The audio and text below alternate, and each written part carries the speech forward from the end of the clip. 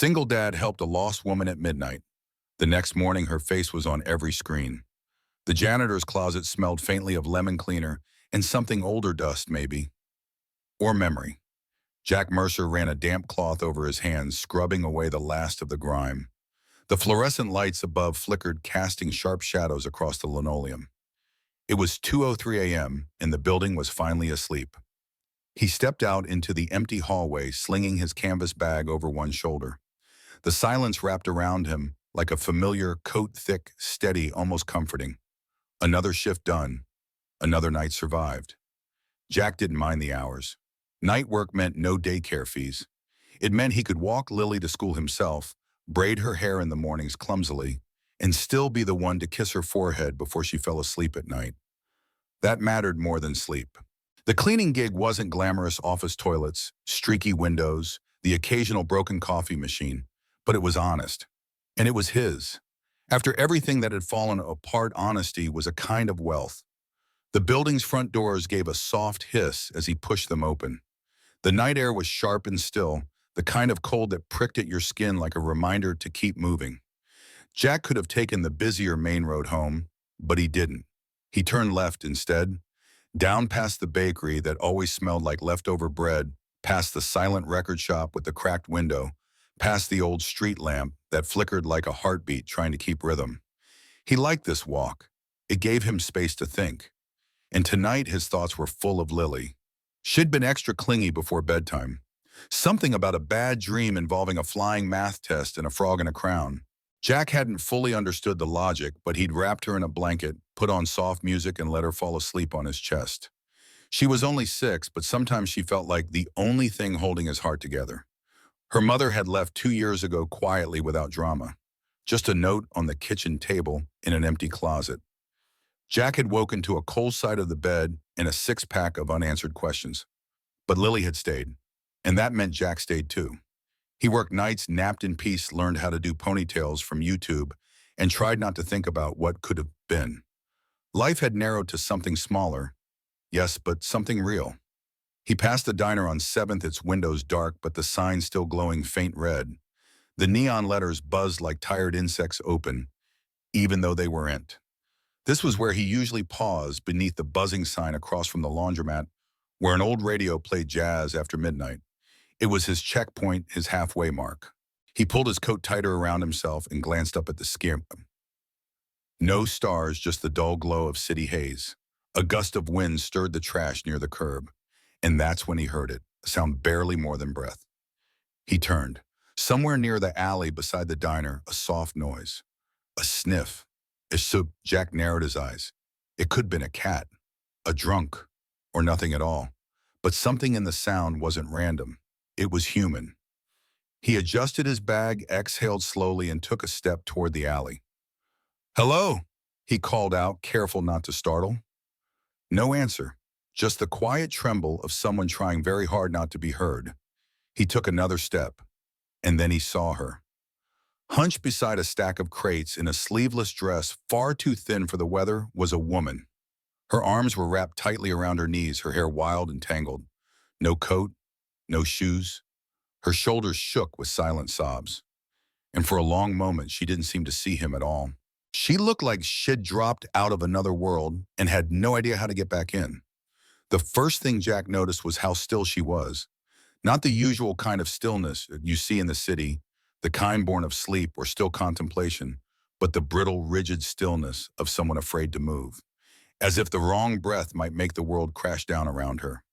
She sat curled against the cold brick wall, knees pulled tight to her chest, her arms bare despite the freezing wind. Her skin looked pale, almost gray beneath the flickering alley light. A trail of mascara streaked down one cheek, dried like ash. She was barefoot. Jack hesitated at the mouth of the alley, hands visible, posture loose. No sudden moves. The city could be cruel to lost people, especially women. Especially at night. He wasn't about to become another reason for her fear. "Mom," he said softly, his voice warm but cautious. "Are you hurt?" She flinched, her eyes darting up. Even in the poor light, he could see how wide they were, wild with confusion, ringed with exhaustion. For a second, she seemed unsure whether he was real. "I'm not going to touch you," he added quickly. I work nights at the office building down the street. Just finished my shift. Saw you here. She blinked. Once, then twice. Her lips parted, but no sound came out. You okay? He asked again. Do you need help? She started, her voice dry as dust. I don't know. That answer was more honest than most people would have given. Jack took a slow step closer. You're freezing, he said, shrugging off his jacket. Here. She recoiled at first, but then reluctantly let him place it over her shoulders. His coat swallowed her small frame. She gripped it like a shield, burying her hands into the lining. You alone, he asked gently. A faint nod. No purse. Another small shake of the head. Phone. She didn't answer. Do you know your name? Her eyes met his again, and for a brief second something flickered there. Something like hesitation or shame. Then she whispered, L. Jack nodded. All right, L. Jack. She didn't repeat it, just sat there clutching the coat, eyes darting to the mouth of the alley like she expected someone to come after her. Are you running from something? He asked. She didn't answer, but she didn't deny it either. Jack rubbed the back of his neck. Look, I've got a couch. It's warm, safe. My daughter's asleep. You'd be welcome to stay the night. Just sleep. No questions. No pressure. Elle looked down at her bare feet at the cracked concrete beneath them. I don't have money, she murmured. I didn't ask. She glanced up again, this time longer, studying him. Why are you helping me? She asked, voice barely more than a breath. Jack didn't have a rehearsed answer, so he told her the truth. Because you're sitting alone in the dark, shaking in the cold, he said simply. And I'd want someone to do the same if it were my daughter out here. Her expression shifted just slightly. The lines around her eyes softened, a flicker of trust, almost imperceptible. Jack extended a hand. Let's get you somewhere warm. She stared at it. The moment stretched. Then slowly, cautiously, she reached out and took it. Her fingers were ice. They stood together in the alley, and for the first time since Jack had seen her, she swayed slightly, like she might collapse. He steadied her gently without gripping too hard, just enough to help her find her feet. As they walked together out of the alley, she said nothing more. But she didn't let go of his hand. And Jack had no idea that by sunrise, this quiet, broken woman would be recognized by the entire country. The apartment was small but warm. The kind of warmth that came not just from the radiator humming beneath the window, but from the mismatched blankets draped over the couch, the scuffed floorboards softened by Lily's crayon-streaked rug, and the faint smell of cinnamon from the candle Jack always forgot to blow out. Elle stepped in, slowly hesitating, just past the threshold, like she wasn't sure if she belonged. Jack gently closed the door behind them. He didn't lock it, not wanting to make her feel trapped, but he set his keys on the hook like he always did, like nothing was unusual about bringing home a half-frozen stranger at 2:30 a.m. You can sit, he said quietly, nodding toward the couch. Elle's eyes swept the space. The small bookshelf stuffed with bedtime stories. A backpack leaning against the wall. A pair of tiny sneakers by the door. She stepped carefully into the room, still wrapped in Jack's coat, arms tucked close to her chest. When she lowered herself onto the couch, she perched on the very edge, spine straight, like someone waiting to be asked to leave. It'll get you a blanket, Jack said. He walked to the hall closet and pulled out the soft blue throw Lily always dragged to the floor when she made pillow forts. As he returned, Elle's eyes were fixed on a photo frame sitting on the shelf beside the TV. Jack followed her gaze. It was a picture of him and Lily at the park, her arms around his neck, face sticky from ice cream, both of them laughing like the world didn't know what tired meant. She's beautiful, Elle murmured. Jack softened. Yeah, that's Lily. She's 6. I've had full custody since she was 4. Elle gave a tiny nod, then quieter. Is it just you two? Jack nodded. Has been for a while now. He handed her the blanket. She took it slowly, like it might disappear if she moved too fast. Her fingers brushed his for just a second, still cold. You sure you're okay? He asked, keeping his voice low. You don't need a hospital or anything. She shook her head. I just needed somewhere not to be seen. He didn't press. Whatever she was running from, it wasn't drugs. It wasn't alcohol. It wasn't the police. He'd seen those kinds of messes. This wasn't one. She looked scared, not dangerous. All right, Jack said. It'll be just down the hall. My room's past Lily's. Bathroom's there if you need it. She nodded but didn't move. I am trusting you, he added. Not as a warning, just the truth. I know, she whispered. I won't cause trouble. You already haven't, he said with a half smile. You just showed up like in the rain, quiet and unexpected. Something flickered in her eyes again, that nearly smile that never quite made it all the way to her mouth. As he turned toward the hallway, he paused. Oh, he said, glancing back. Do you want tea or warm water? Anything. She thought for a moment. Tea, if it's not trouble. Jack disappeared into the kitchen.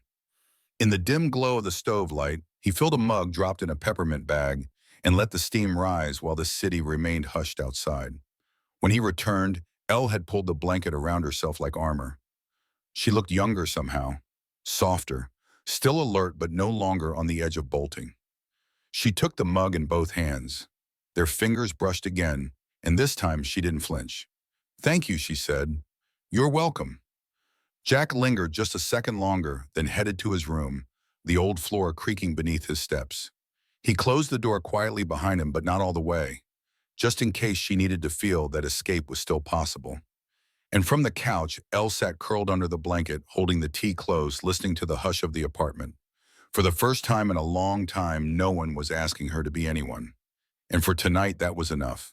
Morning sunlight spilled into the living room as Lily patted out in her socks, rubbing her eyes. She froze when she saw Elle sitting quietly on the couch, still wrapped in Jack's coat. Daddy, Lily asked, curious but not afraid. Jack flipped a pancake in the kitchen. That's Elle's sweetheart. She stayed here last night. Elle gave a small, uncertain wave. Lily tilted her head, studying her like she was a puzzle. Then she said softly, You look like someone who needs a hug. Elle blinked. Before she could answer, Lily had already sat down beside her with her crayons. No questions, just quiet company. Jack smiled to himself until the morning news caught his attention. Eleanor Blackwood, daughter of media tycoon Harold Blackwood, is still missing after vanishing from the Metropolitan Gala. Jack looked at the screen, then at Elle. It was her. She didn't deny it. I'm sorry, she whispered. I didn't want to be found. Jack nodded slowly, trying to piece it all together. A billionaire's daughter, curled on his couch, coloring with his child. We'll talk later, he said gently. Right now, you're safe. And for the first time in a long while, Elle believed him. Jack waited until Lily was in her room, humming softly as she drew. Elle stood by the window, arms wrapped around herself, watching the quiet city street below. You're really her, Jack said finally. Eleanor Blackwood. She didn't turn. I go by Elle now. He stepped closer, careful not to crowd her. You left that gala on purpose, didn't you? I had to, she whispered. Everything they built for me felt like a tea. The dress, the cameras, the man I was supposed to smile beside, it wasn't my life. Jack studied her.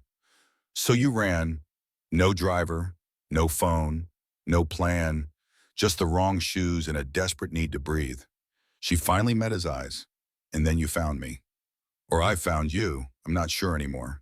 Jack nodded slowly, trying to understand this stranger in his home who didn't feel like a stranger at all. I'm not here to sell your story, he said quietly. I'm just a janitor with a 6-year-old and a burnt pancake problem. A soft smile tugged at her lips.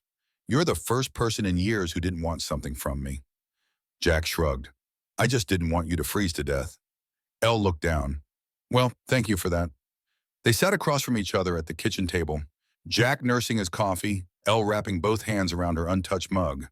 It wasn't just the gala, she finally said. It was the deal behind it. Jack waited. My father arranged an engagement, she continued. Not for love, just to merge companies. I'd smile, sign the prenup, and inherit a brand new cage with golden bars. Jack's brow furrowed. And you couldn't say no, not without losing everything. My name, my position. Even the charity work I care about. So I left. No phone, no purse. Just ran. She looked away. I thought maybe I could disappear. Jack leaned back. You nearly did. She glanced at him, testing the air. Will you tell anyone? He shook his head. Not unless I have to. Lily likes you. That counts for something. Elle smiled, tired but genuine. For now, Jack added, you've got a couch hot tea and a little girl who thinks you might be a fairy in hiding. Elle exhaled slowly as if for the first time in days. Then maybe he'll stay one more night. The day passed slowly, sweetly. Elle helped Jack flip pancakes, burning the first two, laughing at the third. Lily insisted on wearing her princess cape to the grocery store, and Elle played along, bowing like royalty every time they passed a cereal box. At checkout, Jack cracked a joke that made the cashier smile. Elle watched him, simple, kind, unpolished. Real. That afternoon, they built a blanket fort. Lily called it Castle Cozy. Inside, Elle read bedtime stories, her voice shaky at first, then steadier, as Lily curled beside her, thumb in mouth, already half asleep. Later, Jack offered her tea. She took it, sitting across from him in the quiet kitchen, while the world outside searched for someone she no longer wanted to be. This, Elle whispered, staring at the dim glow of the nightlight in the hallway, feels more real than anything I've known. Jack nodded once. That's because it is. By mid-morning, something had changed. Jack noticed at first 2 black SUVs parked down the block, engines idling. Men in suits with earpieces lingered by the building entrance, pretending not to look up at the windows. Then came the news vans. Bright logos, long lenses. A neighbor from downstairs knocked gently on Jack's door. They're offering cash, she whispered. For names, apartment numbers, anything. Elle stood frozen in the kitchen, her hands trembling around a chipped mug. They found me, she murmured. I knew they would. Jack shut the blinds, turned off the TV. You didn't make it easy. That means something. But Elle's voice had turned hollow. They don't care. I'm not a daughter to them. I'm an asset, in image. Jack looked at her, really looked. Behind the coat and quiet voice was someone exhausted by being seen by the wrong people and invisible to the ones who should have cared. He took a breath. We'll figure this out. But we don't open that door for anyone. Elle met his eyes. You'd risk that. For me, Jack didn't blink. You're not the only one they underestimated. The apartment was silent when Jack woke. The couch was empty, the blanket neatly folded, the mug washed and placed back beside the sink. And on the kitchen table, her note. Thank you for making me feel real. I won't let them ruin your life too. Please tell Lily she made me believe in magic again. Jack stood there, gripping the note, heart sinking slowly like a stone in water. He looked at the door, no sign of struggle, just quiet goodbye. She hadn't run from him, she'd protected him, in the only way she knew how. In the hallway, Lily's bedroom door creaked open. Her voice was soft, sleepy. Where's Ella? Jack didn't answer at first. He swallowed. She had to go, he said gently, but she didn't forget you. Lily rubbed her eyes. Will she come back? Jack knelt beside him. I don't know, but I hope so. Outside, the street was still, but something in the air felt different, like a page had turned. And somewhere out there, Elle walked away alone, but no longer invisible. Jack was folding laundry when the news cut in. Breaking: Eleanor Blackwood reemerges. He turned toward the TV. There she was, backlit by flashbulbs, standing behind a podium in a crisp white suit. Hair styled, voice calm, the poised daughter of a billionaire once more. I needed time, she said. That's all he'll say. Reporters shouted questions. She offered careful answers. She smiled on cue, but her eyes, they scanned the crowd, distant at first. Then, just for a breath, her gaze softened. Just a flicker. Just enough. Jack felt it. She hadn't forgotten. Lily wandered in, dragging her stuffed bunny.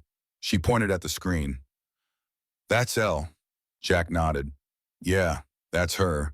Lily watched silently, then said, She looks lonely. Jack didn't reply. He just reached for the remote and turned the volume down. But not the screen. He couldn't look away, because even though she never said it out loud, her eyes already had. It started with a giggle. Daddy Thayer's paper in the cereal. Jack looked up from the sink just as Lily tugged a crumpled note from inside the cereal box. Her fingers were sticky with crumbs, her eyes wide. He took the paper, unfolding it slowly. The handwriting was unmistakable. Watch the live interview tonight, E. Jack stared at the note for a long moment. No return address, no explanation. Just 7 words in a single letter. L. Somehow she'd found a way to leave one more message, hidden in the most ordinary place in their home. He looked down at Lily, who was already munching on cereal like nothing had happened. Do we get to see her again? She asked through a mouthful.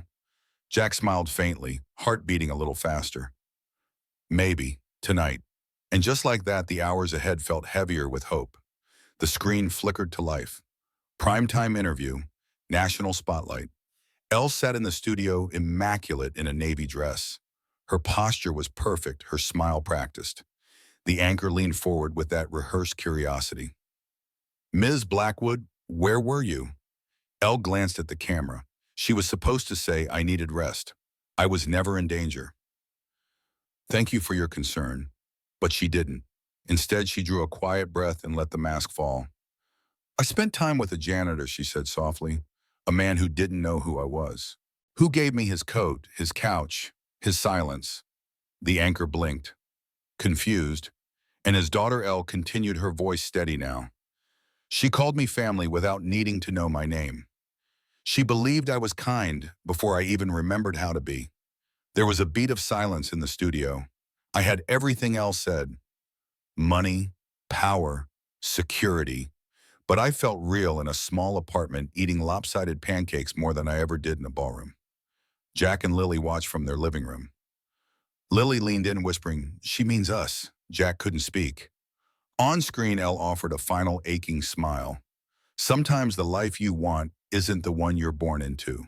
Sometimes it's the one you stumble into barefoot in the cold." The feed cut to commercial, but Jack and Lily just sat there quiet, still changed. And somewhere across a city of lights and noise, Elle finally felt seen. The days stretched quietly after the broadcast. No more news vans, no black SUVs. Just the hum of morning cartoons and Lily's laugh echoing off the kitchen tiles. Jack didn't expect anything to change. Until one morning, a soft knock. He opened the door and froze. There she stood. No cameras, no designer dress, just jeans-worn sneakers and that same cautious smile from the alley. "Elle." "Hi," she said. Jack blinked, heart pounding. "Didn't expect to see you here." She shrugged. "Didn't expect to want to come back." Lily peeked around his leg. Her face lit up. "Elle."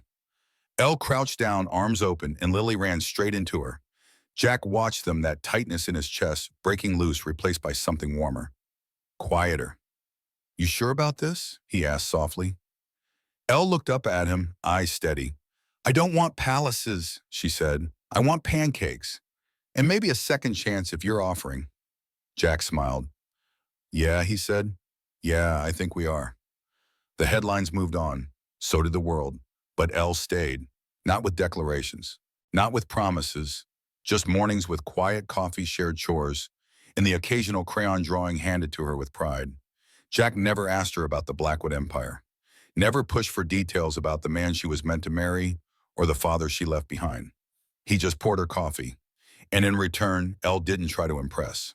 She folded laundry, burned toast, walked Lily to school with her hair tied in a messy bun and a paper cup in hand. "I'm not good at slow," she confessed one evening, curled on the couch after Lily had fallen asleep. Jack looked over from the sink, drying dishes. "Then you're exactly where you need to be." She smiled, small, grateful, real.